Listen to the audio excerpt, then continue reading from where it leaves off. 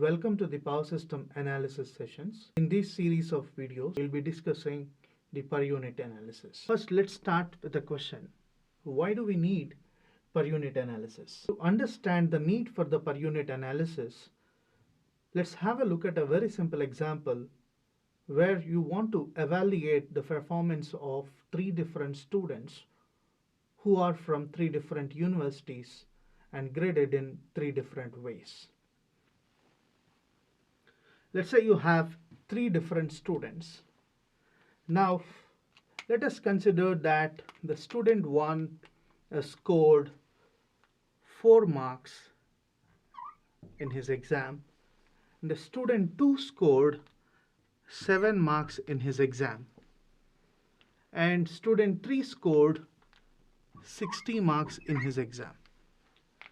Now, the question arises, who got highest number of marks in his exams?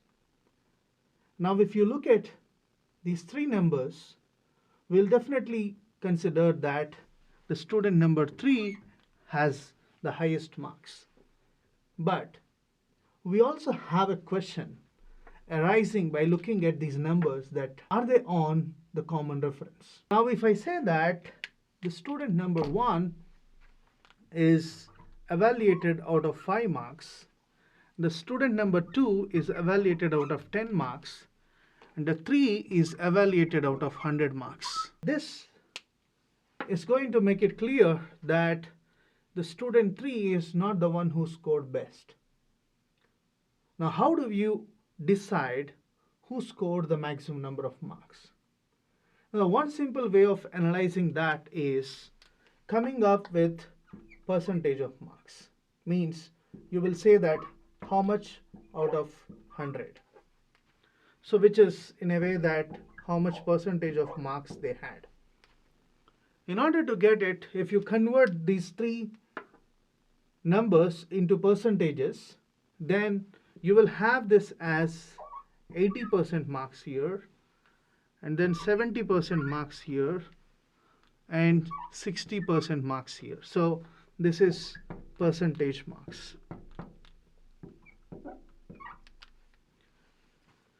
In the similar way, if you want to assess the performance in a slightly different manner, then you can also say that, okay, how much out of 10 marks? It's not a percentage marks, but still you say that this student had 8 marks and 7 marks and 6 marks. Still you will be able to evaluate and confirm who got the highest marks out of these three.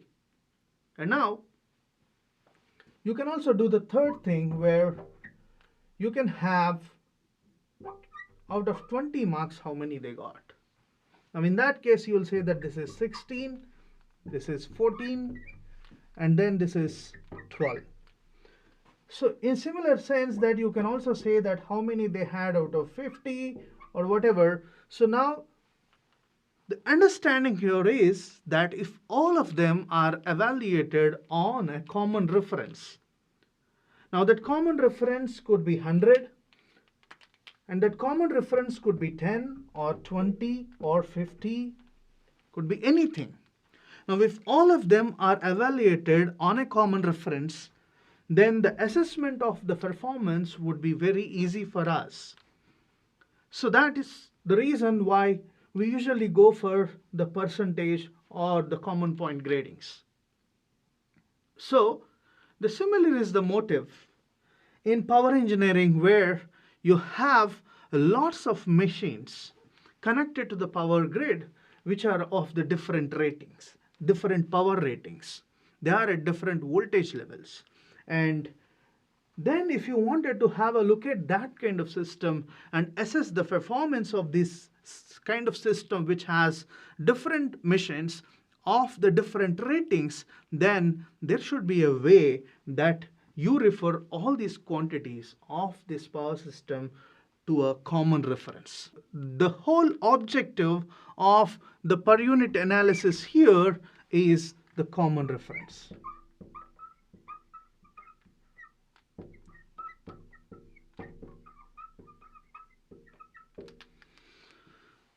So if you wanted to have all the quantities on a common reference. Now why not we go for this percentage analysis? Why are we not using this percentage analysis extensively in power system, but why are we using per unit analysis instead of the percentage analysis? If you look at the way we use percentage analysis in power systems, the first is a synchronous machine for which we give an equivalent circuit as a voltage source in series with resistance and reactance in a steady state. Now this is what is a synchronous generator in steady state.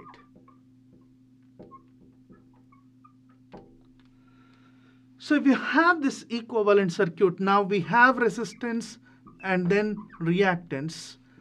How do we represent the percentage resistance of the synchronous generator? If you look at that, that percentage resistance is the voltage drop across the resistance as a percentage of its rated voltage when the rated current is flowing through it. What is the meaning of that? Now, when the current flowing through this is rated, that is I rated, then there will be a voltage drop across this resistance. Now, how much will be that voltage drop across the resistance? Now, percentage resistance is, I have a resistance R through which the current flowing is I rated. So when the I rated current is flowing through this resistance, then the drop across this resistance is R multiplied by I rated. So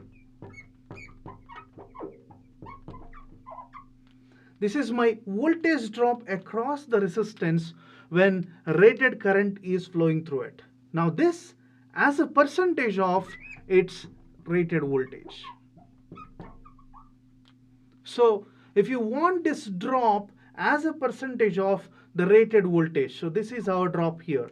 If you want this drop as a percentage of the rated voltage, then you have the drop divided by the rated voltage multiplied by 100. Now this also can be written as R upon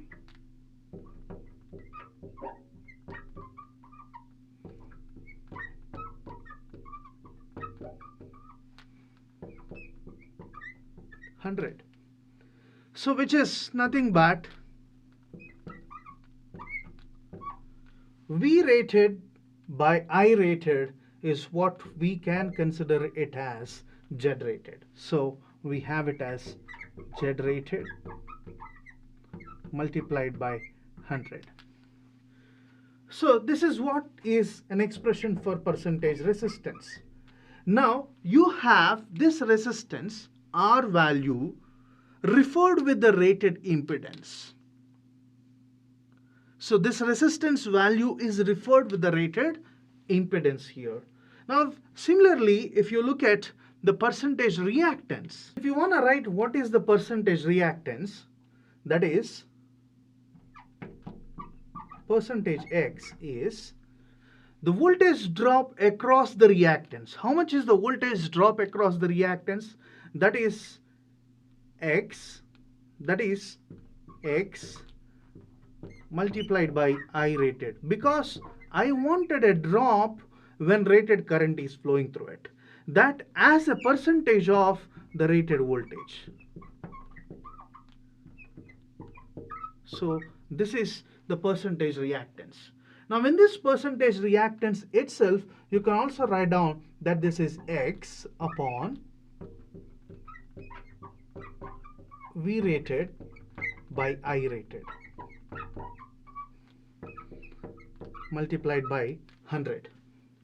Now in this, you can also write down that this is again Z rated. So that is X upon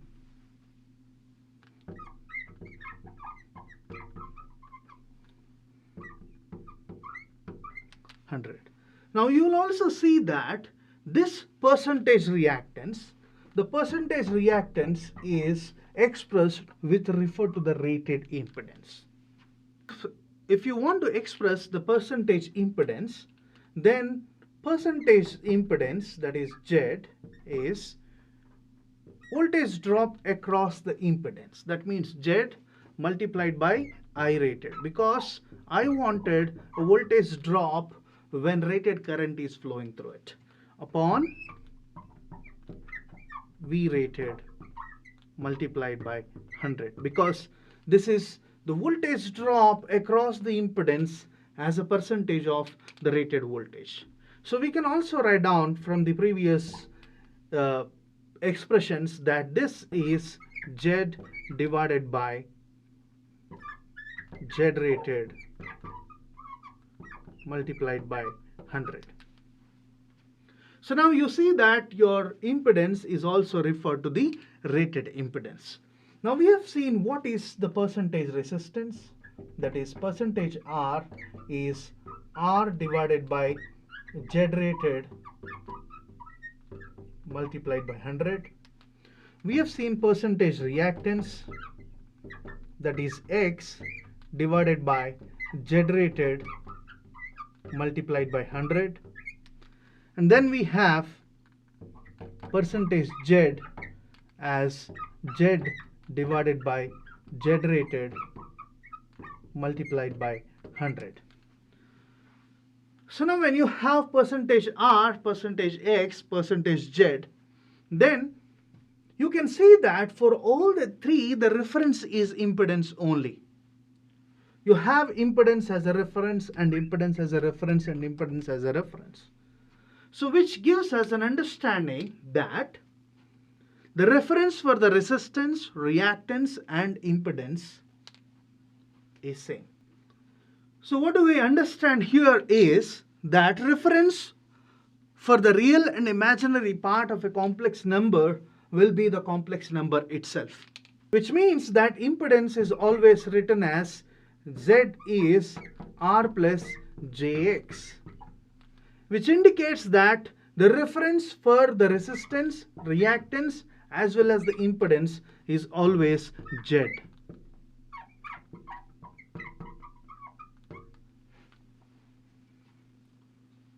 And similarly, you can generalize the same statement saying that a complex number, its real and imaginary part, will have the same reference as the complex number. So which means the another complex quantity that we have in our analysis is the complex power. S is P plus JQ. So if you have a complex power S, MVA, so because the units of this S are MVA, and the real power is megawatts, and this is megawatts, the reference for S, P, and Q is always S.